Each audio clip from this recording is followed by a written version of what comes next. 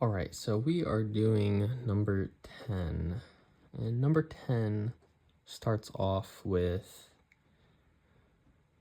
a 5 nanocoulomb point charge of Q equals nanocoulombs is at the origin of a spherical coordinate system.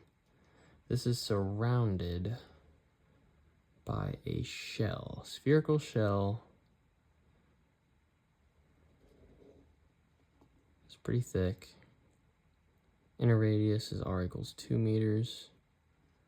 Outer radius is going to be r equals 4 meters. And we are given, the only information we're really given is that it has a volume charge density of 5 over pi r, 4 pi r squared nanocoulombs per meters cubed for the shell of our sphere. So what's important to note is that this volume charge density is not a constant value. It is dependent on r radius. So whenever we're looking at this shell, this is going to be based on how far out we are on said shell, because the actual question for part A is going to be, what is the total charge on said shell?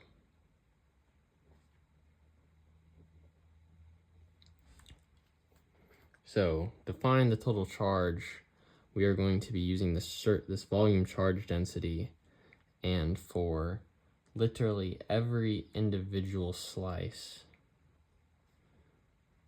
we are going to be adding up each metered cubed square and saying, how much charge can you fit within each cube that we're taking out of the sphere? Now, the actual difficult part of that is like, how does that actually happen, right? So let's draw it out. We're gonna have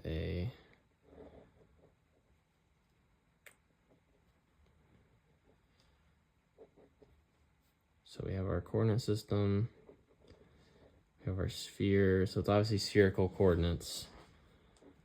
So to start off, we're going to be wanting to look at the charge density. Just start off looking across the x, y, I did this wrong, the xy axis. So let's say this were 2D. This was just a 2D wire along the xy axis. We would only be looking, we're only going to be paying attention, integrating each one of these individual slices in a round circle. That's going to be our phi, and it goes from 0 to 2 pi.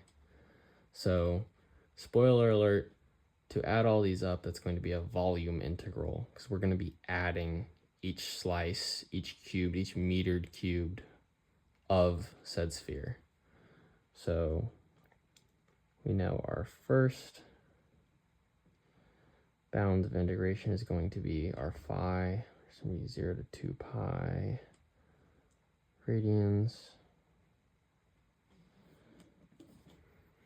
So going 2D in this direction around our sphere, but it isn't 2D, it's 3D. So we're also going to be needing to take slices vertically this way. It's going to be our theta. That goes from 0 to 2 pi. So we have another one, 0, 2 pi. And then as said before, it's based off radius. So for each one of these slices that we're integrating throughout these directions, where throughout the shell are we? So, I mean, it makes sense, right?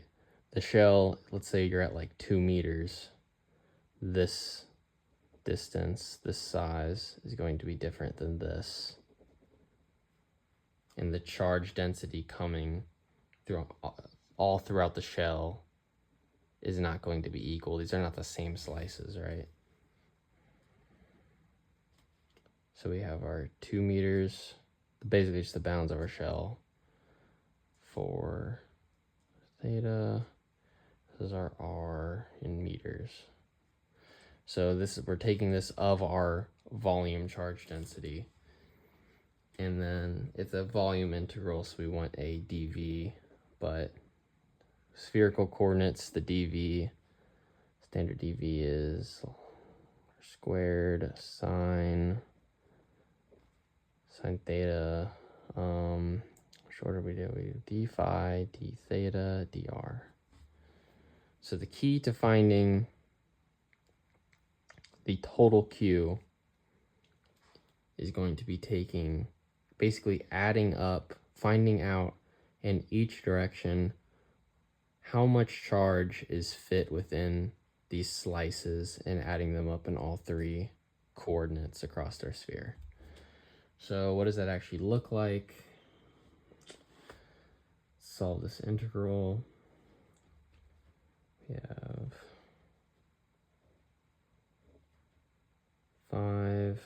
4 pi r squared from r. Just gotta remember this is in nanocoulombs.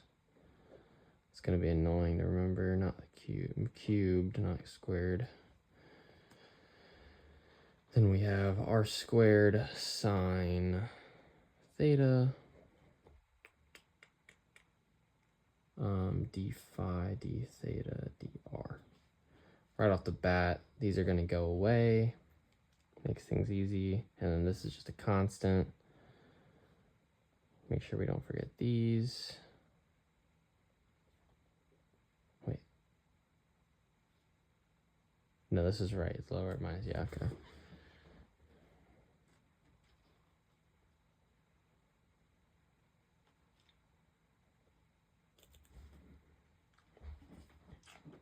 So this will just be on the outside, the constants. And then this first one, start with here, we're looking at phi. There is no phi, so it's just phi from 0 to 2 pi, which is just 2 pi minus 0. So we have a 2 pi. Next integral we're looking at is theta from 0 to pi. This actually does have something with respect to it, so it's going to be antiderivative of negative cosine would be sine, so it's negative cosine theta from 0 to pi. This is annoying, it's negative, so it's 10, 0, 1, 1 minus negative 1, so it's 1 plus 1, it's another 2. And then this is quite literally that, once again, there's no r because we canceled them out. So this is just r from 4 to 2 to 4 I should say, which is just another 2.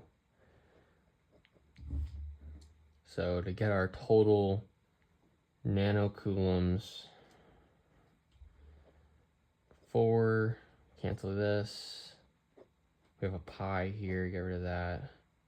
So we have 5 times 2 equals 10. And keep in mind nanocoulombs. That was annoying. 10 nanocoulombs is the total charge on this shell.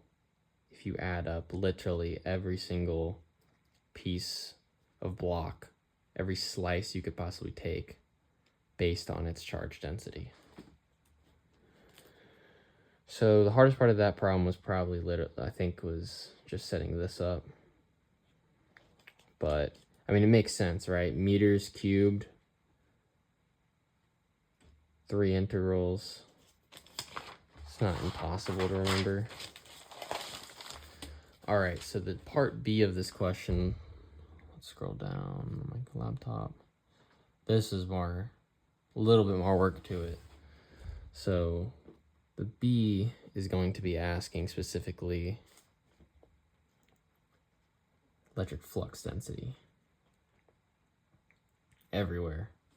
So when I started this class, I don't think I actually I like kind of knew what flux was, but how I've been thinking of it is like, let's say this is like a spaghetti strainer, right? So we have water, we have all these holes.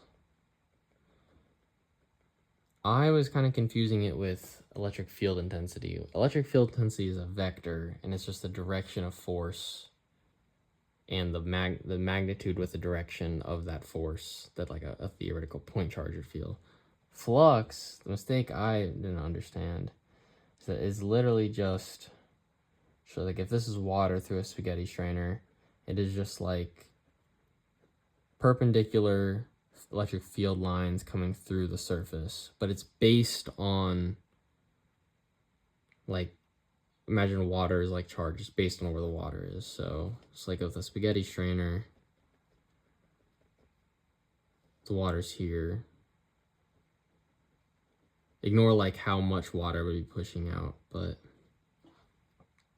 more is going to be coming out here versus here, not so much because the water's down here. It's the same way with electric flux, specifically flux density. It's going to be based on where our point charge is. So once again, let's draw this again. We have our 5 nanocoulombs in the center. So the trick to finding electric flux density is that Gauss's law has a little hack. If you take this equals the total enclosed charge, this is based on what Gaussian surface we're looking at. So this is why this problem's a little harder, or not harder, it's longer, because we're gonna have to look at, we're gonna have to take a Gaussian surface of just enclosing the point charge. So what flux is that looking at? We're gonna have the whole thing, so we'll have the shell and the point charge. And then the hard part, I think, I would say, this is gonna be, because it's the same as part A. You're looking at the inside, which is like in part A, based on where we are in the surface. So flux does not care about what the surface is, but it does care about that there is a surface compared to a Gaussian surface of just free air that has no thickness, right? So let's start with what's our first region? It would just be radius less than 2 meters.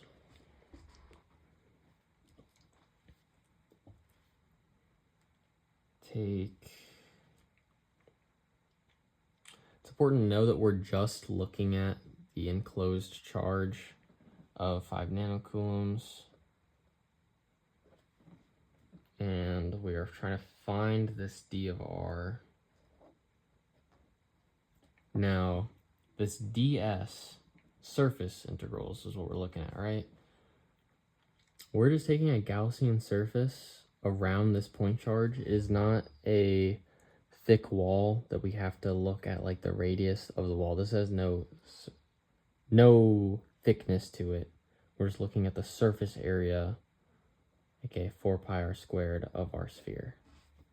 So divide this over, our flux density for the inner circle of this will be 5 over 4 pi r squared nanocoulombs per meter squared.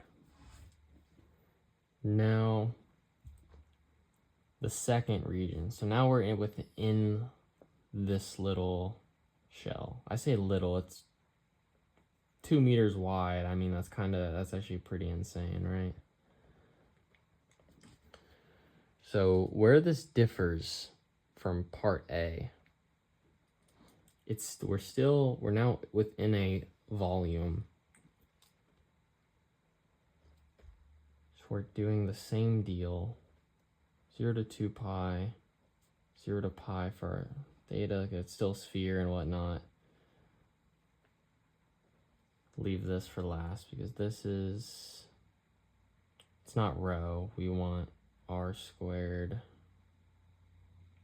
sine theta d cross d, wait, phi theta dr.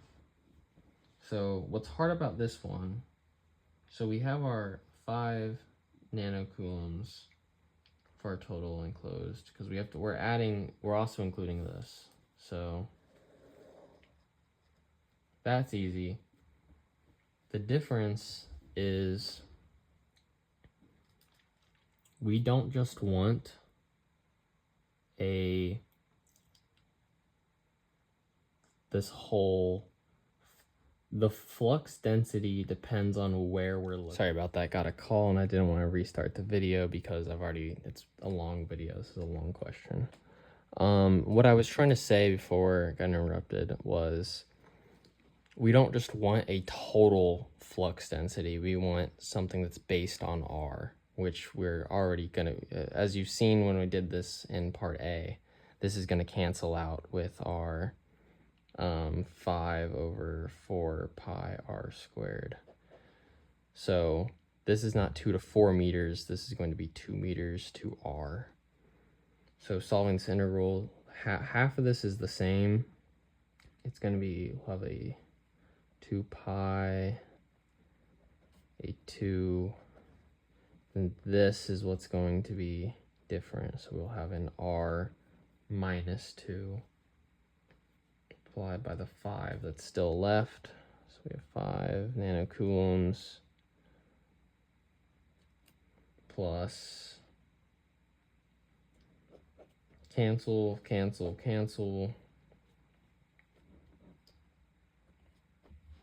5 plus 5 r minus 2, aka 5 plus 5 r minus 10, aka 5 minus plus 5, no, 5 r minus 5.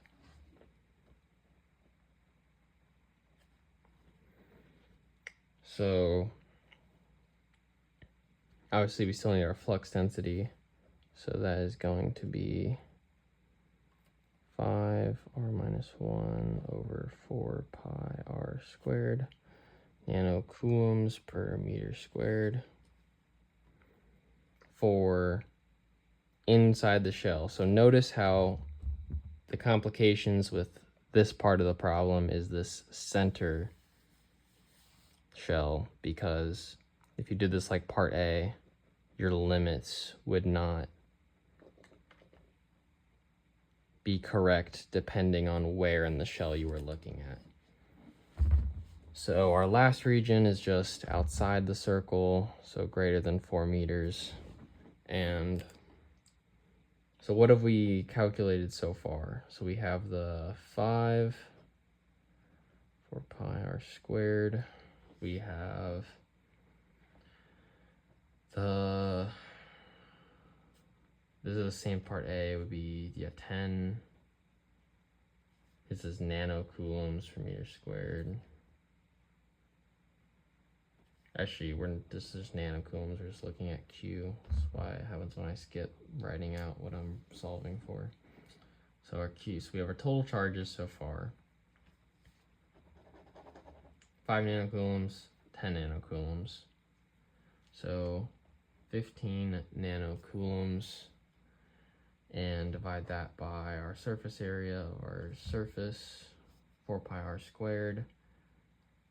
Nanocoulombs, let's write this out here, nanocoulombs per meter squared. So yes, that is the answer, depending on, probably don't want that one, yeah. Depending on where we are in what Gaussian surface we're choosing to look at throughout the sphere. And the key to this question is understanding the difference between looking at flux density throughout your sphere versus your total charge, which is a constant number throughout the sphere.